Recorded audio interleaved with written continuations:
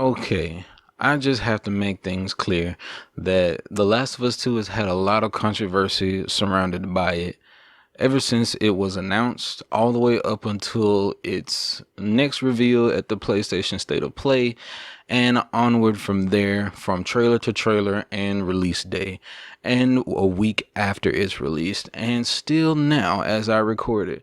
And this is no mystery. I'm sure you've all seen it. It's been everywhere, on every screen, in every YouTube channel, every Twitter feed. And I just want to say this, plain and simple, to get it out of the way. People don't really hate this game. They either are emotional about it and disagree with what happened in the game, or they just plain old are hating on it for clout, okay? This shouldn't be some big mystery or some huge reveal, okay? It's not like I'm five head right now. Just to be real with you, any YouTuber that you see that still upload content right now saying that they genuinely hate the game, they're doing it for clout. This YouTube business is just that, a business. And that means you need to keep up retention rates, watch time, and concurrent viewers, whether it's from Twitch to YouTube and anything in between. Therefore, if you want more Twitter followers, just shit on The Last of Us because it's popular. It's something mainstream. If you want to get more views, shit on The Last of Us. If you want to get more attention, shit on The Last of Us.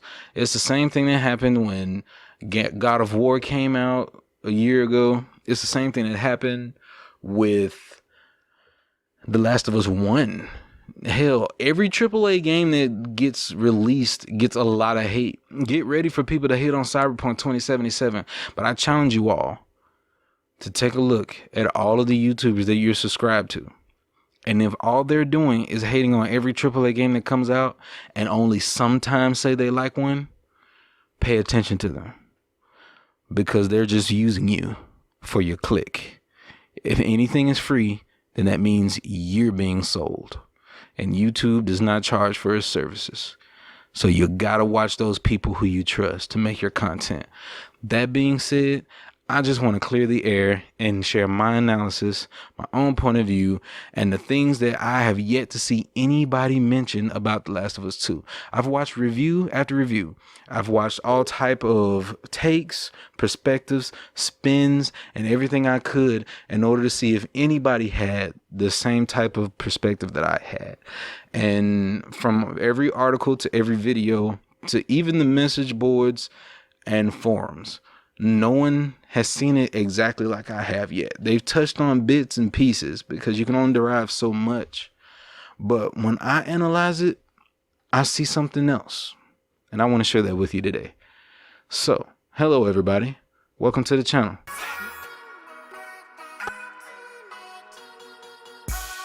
Swiggity sorty, let's get that booty. Gameplay.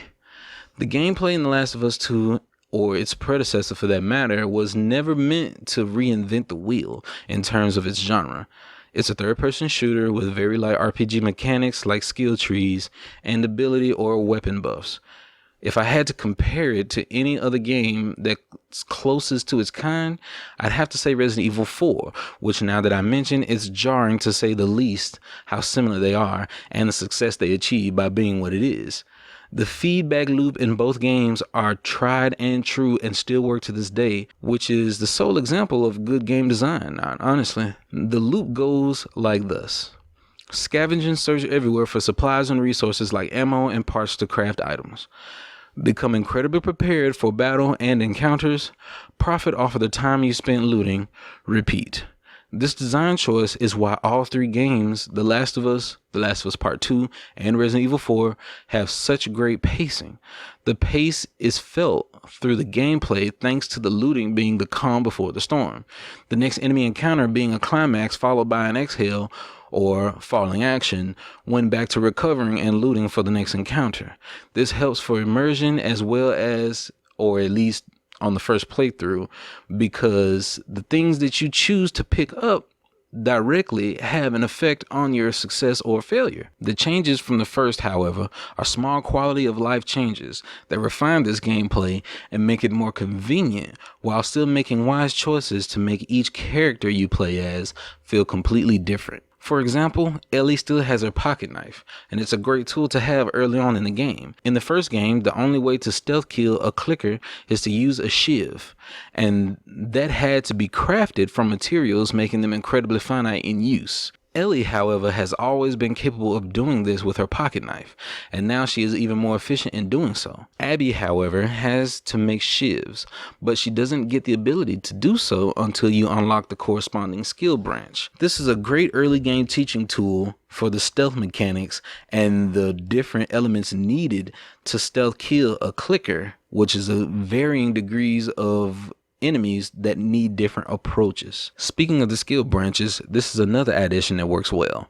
Again, in the first entry of The Last of Us, instruction manuals could be found to give permanent buffs to abilities, while in the sequel you have every ability available and it can be upgraded to its maximum potential as long as you are willing to spend the pills to acquire it. However, finding an instruction booklet in the sequel will just unlock a new skill branch, giving you another aspect to improve, be it stealth, combat, or overall convenience. Even the listen mode, which was deemed overpowered at one point, has been properly adjusted for the sequel simply by obscuring targets, making it harder to discern if the target is facing you or not, so you'd have to peek yourself, adding more involvement and less abuse of the feature. This is called engagement. Now, with these things in gameplay and all of these improvement and slight changes in mind, it's a complete upgrade from the first game. There may be many things to argue, like the simplicity of The Last of Us 1, or how everything in the first game was just simple enough there, wasn't hard to grasp. But I would have to argue against that, because even though they've expanded the game just a bit in terms of the gameplay, it's still just as simple to grasp as it was in the first game, because they did not change a lot of things conceptually, and it's not like you have to be of a higher skill floor in order to qualify for the gameplay.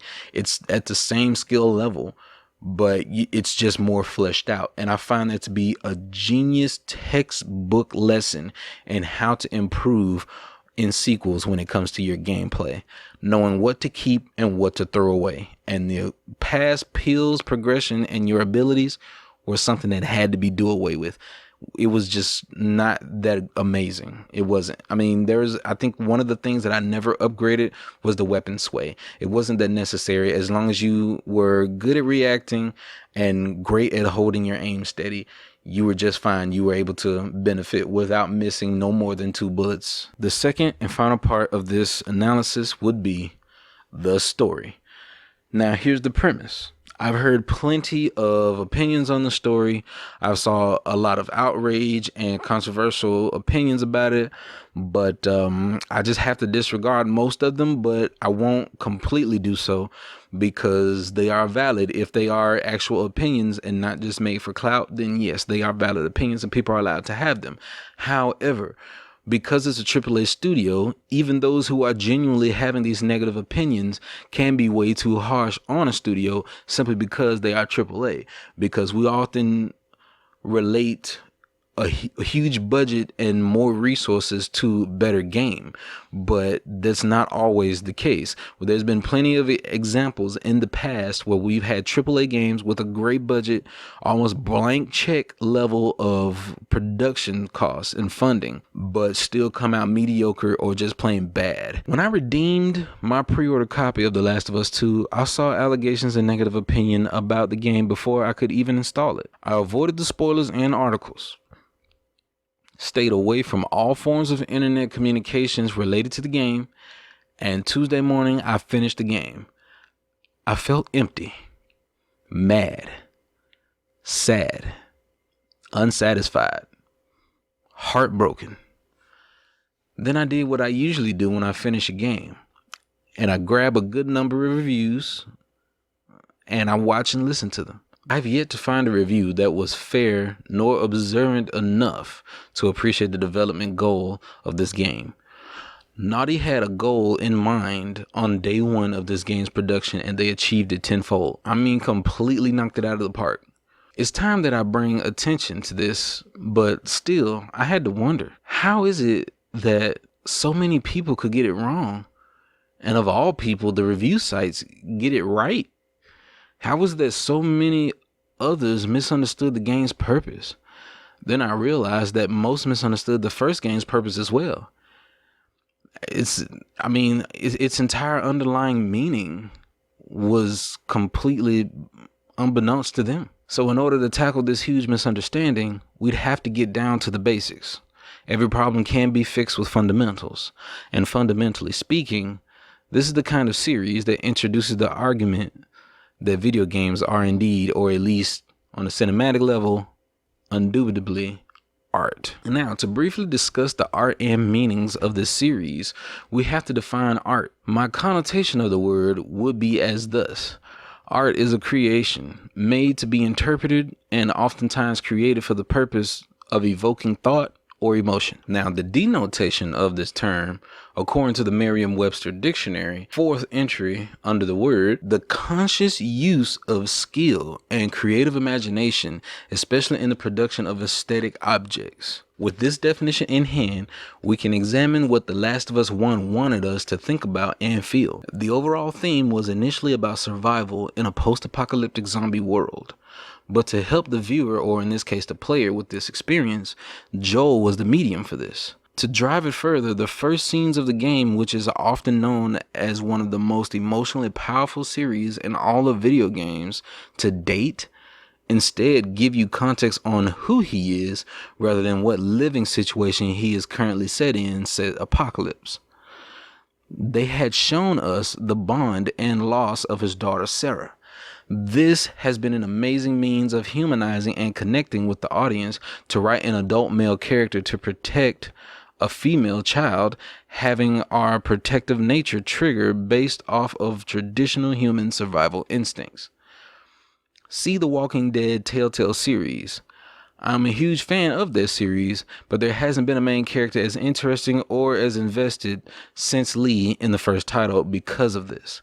Now, because of this, the character and the player's entire objective is seen as keep her safe at all costs. No matter what she thinks she wants or needs, it's my job to do so, like a real parent. And this is where the immersion happens seamlessly for me. Of course, this didn't happen automatically or overnight, however. Joel spent the majority of the earlier parts of the game being cold and distant to Ellie. Not to be mean, but to avoid becoming attached to another surrogate daughter. He did this so he wouldn't have to go through the pain of loss again. He was already a broken man because of it, and he knew in the back of his mind he couldn't handle it again. All of this to say that survival is more than just eating, sleeping, and keeping healthy. It's also about mental health as well. To preserve that, he distanced himself until that moment where she was about to be dropped off to Joel's brother Tommy to finish delivering her to the Fireflies. She took it upon herself to steal a horse and leave the community on her own. Joel and Tommy had to track her down and find her, which culminated into another one of the most powerful cutscenes of dialogue since Metal Gear Solid 3 Snake Eater. Running off like that, putting yourself at risk, it's pretty goddamn stupid. Well, I guess we're both disappointed with each other then. What do you want from me? Admit that you wanted to get rid of me the whole time. Tommy knows this area Oh, better fuck than... that. Well, I'm sorry. I trust him better than I trust myself. Stop with the bullshit. What are you so afraid of?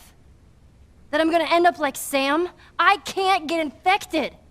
I can take care of myself. How many close calls have we had? Well, we seem to be doing all right so far. And now you'll be doing even better with Tommy.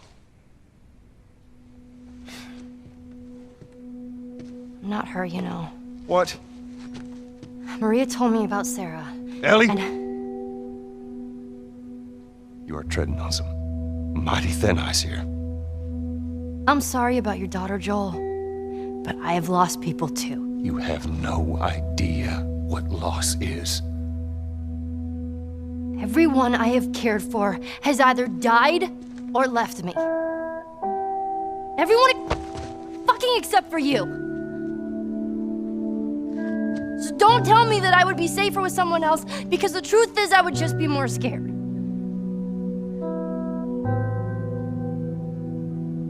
You're right. You're not my daughter.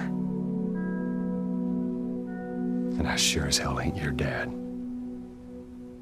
And we are going our separate ways.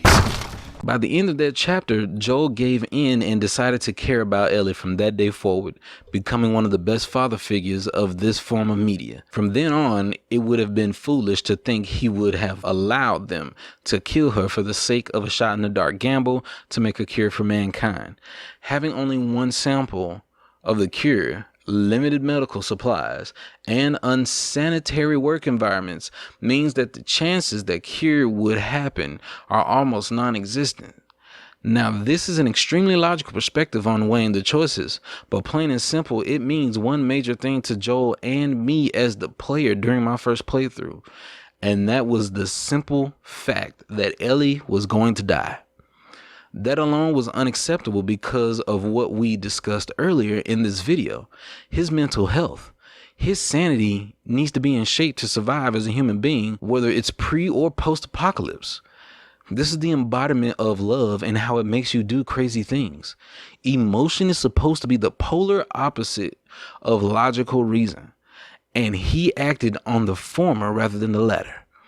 That's why his choice was justified. That is why he lied to her.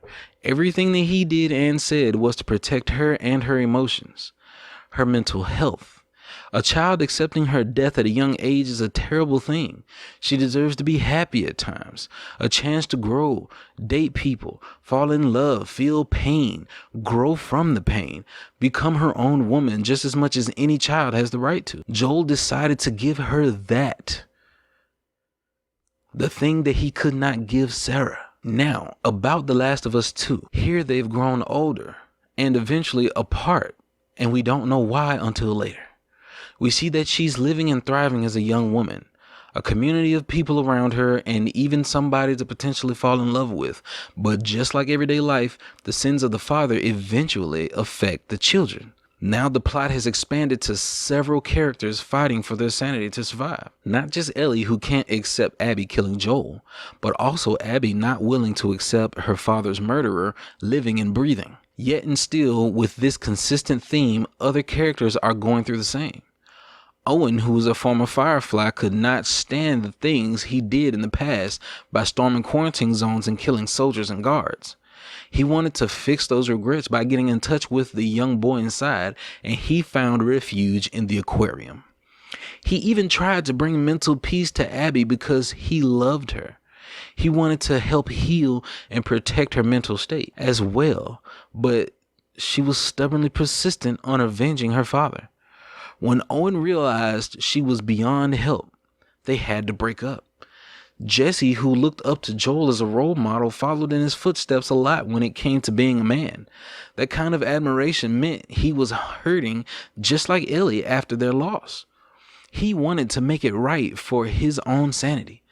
That is until he realized there was something bigger than him, and he started to give up on the quest for revenge for the sake of his new child arriving. Tommy, Joel's brother, could not accept his brother's murderer roaming free, but he was conflicted because he wanted to not get Ellie involved or let her see a side of him fueled by pure rage, a person that he clearly put away a long time ago. Not to mention, he didn't want to put Ellie in harm's way since she basically was the last piece of Joel left on Earth. His brother would want him to keep her from avenging him, protect her from herself. In order to do this, he lied and tried to discourage her from doing it and took off alone. Mel, being pregnant with Owen's baby, can tell he's distracted and possibly still in love with her friend Abby and hates the tension. She does what she can for her own mental sanity and comfort in her relationship. Manny, being a mutual friend with both Mel and Abby, tries to smooth things over. Don't lie to me like it doesn't bother you when friends don't get along. Lev, the young boy who wanted to be a warrior like his older sister, and despite being born female, sees no reason why she can't be a warrior as well, but the cult she belonged to wanted her to be a wife to one of the elders in the community. She wouldn't be able to live with herself, and she was only a kid. She decided to shave her head and be a full-fledged warrior on her own. The pursuit of mental health upkeep, even the behavior of his mother that led to her demise, was her trying to avoid accepting the blasphemous ways of her children, or else she would be in turn punished by the cult and its beliefs, in which she was incredibly devout and loyal to. So much to the point that she'd immediately go against her own children without a second thought. She could only protect her sanity by proving she is indeed a loyal follower no matter what. And then there's Yara. And to put it simple, she just wanted to protect her brother. The one person he opened up to was her, and the first person to accept him. She even refers to him as her brother consistently. All of these characters were written and centered around love, either for oneself or another, and their actions reflect that. From The Last of Us 1 right down to the moment Ellie had the chance to get revenge and bring peace to her mind at the end of Last of Us 2. It clicked for her at the last second that she kept making sacrifices just for a chance to get even, not knowing that there were blessings right in front of her. Each time she tried to go out for vengeance, she lost more and more. This was consistent for every character. The underlying message was to learn how to let go when others have wronged you, aka turn the other cheek, no matter how hard it is, because odds are they'll suffer for it. No matter if you believe in a higher power or what have you, the universe has a way of balancing things. If Ellie did not go after Abby again and just enjoy her new family and heal slowly, Abby would have died in the most gruesome way possible, tied to a post and forgotten. No food, no water, watching her last friend slowly die a few feet away from her as she died soon after. Still, after losing 2 fingers in the fight, Ellie returns home only to find it empty and quiet. Nobody around. Every room cleaned out. And the only room left intact, her art room and her belongings. She played one last song on the guitar Joel gave her. She reminisced over the last conversation she had with Joel. An awkward talk about how she couldn't forgive him for saving her at the hospital, but she can try her best to do so. This scene is what Ellie carried in her head and heart all throughout the game. Guilt. Guilt that she didn't appreciate him while he was around. Distaste and denial about how he was taken from her so suddenly. This feeling is the same feeling that every other player and fan of the series felt. The death happened instantly, with no build-up. Neither Ellie nor the player had the time to accept it, none at all to prepare for it. Despite that the leaks got out about Joel's death, didn't make it hurt any less for millions of people. That's the real reason people are complaining about the game. They're projecting the pain of losing another video game father figure. If a form of media can evoke that kind of emotion among millions, then I think that's what I like to call the very definition of art.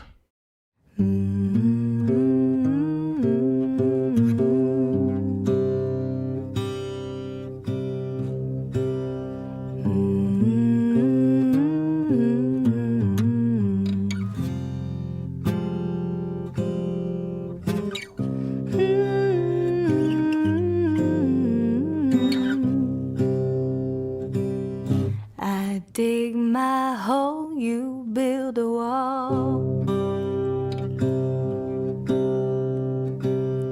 I dig my hole, you build a wall. One day that wall is gonna fall. Gonna build that city on a hill.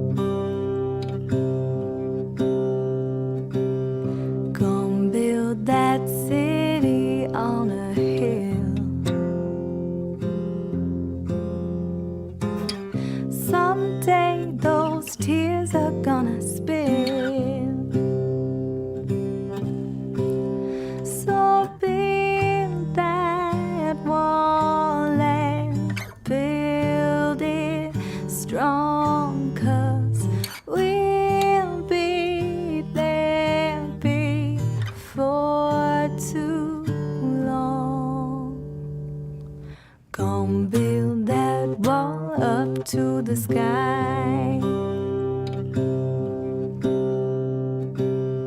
Gonna build that wall up to the sky. Someday your bird is gonna fly. Gonna build that wall until it's done.